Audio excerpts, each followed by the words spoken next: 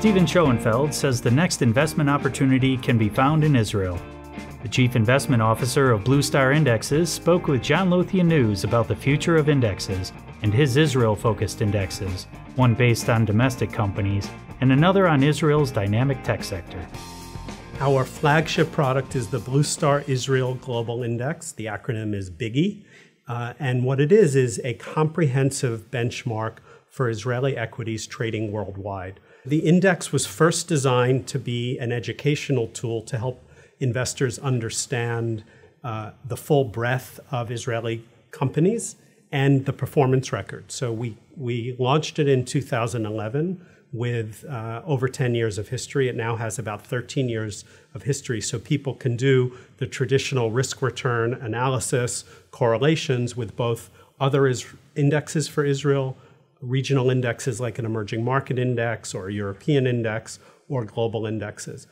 That's the first step so people can see the risk-return characteristics. But ultimately, the target audience is for investors, institutional investors, endowments, foundations, individuals who have had a desire to invest in Israel, but wanted to do so in a broad and diversified way.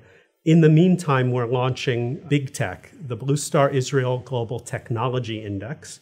This takes the technology part of Israel and makes it accessible and visible to investors.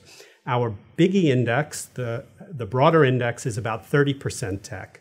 The tech index is 100% tech, but it goes broader than just the information technology that most people associate with tech. It also includes defense tech, agri-tech, and biotech. So the sort of combined with infotech, the four components of technology. So it's actually a pretty broad and diversified technology index.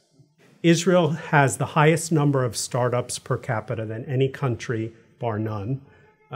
Israel attracts more venture capital than any region other than Silicon Valley, meaning more than all of Europe.